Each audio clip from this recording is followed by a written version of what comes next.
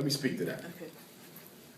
Right now, we have a global situation where a lot of Africans, men and women, are dating outside of their race because they believe we live in a post-racial society.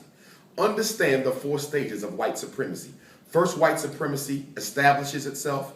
White supremacy then maintains itself. White supremacy then expands itself. And then white supremacy refines itself. We are in the stage of refinement. Refinement means that white supremacy has perfected the art of not looking like white supremacy. For example, you see a lot of African men marrying outside of their race all across the world, but they fail to recognize that the woman they're marrying, who's normally a white woman, belongs to the global white supremacist order. So although he's the husband and she's the wife, she still has the power. At any point in that relationship, she could pick up a telephone, accuse him of a particular crime, and regardless of whether he committed it or not, his whole life would be changed. Furthermore, we have to recognize that women live longer than men. So if I, as an African man, marry a European woman or a Chinese woman or an East Indian woman or an Arab woman, whatever wealth I accumulated in my life, when I die,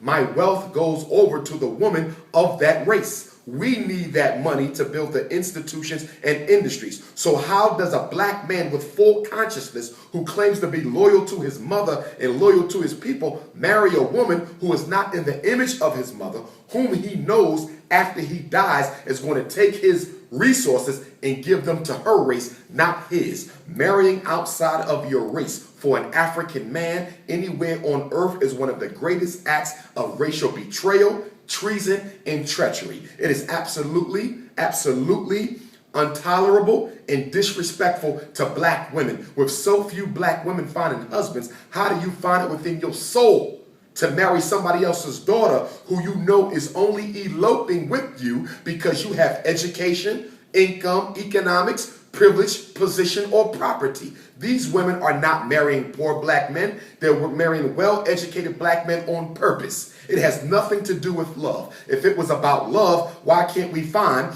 rich East Indian women, rich Chinese women, rich white women marrying poor black men? Why is it always well-educated and stable black men marrying poor white women, Chinese women, or East Indian women? In Africa right now, we have a situation in Nigeria where African women are marrying Chinese men. Chinese men are exploiting these women's desire to marry outside of their race and hopefully improve their economic stability.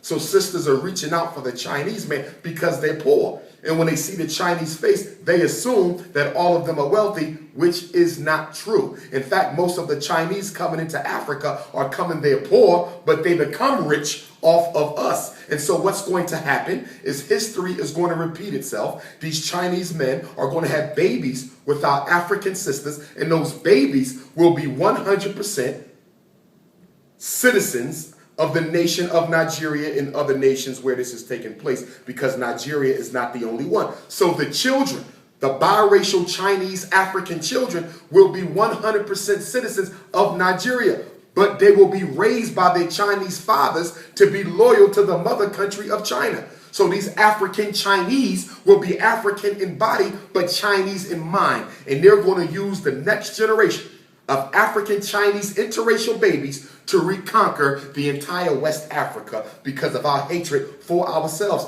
This has happened before. The East Indians did it in South Africa.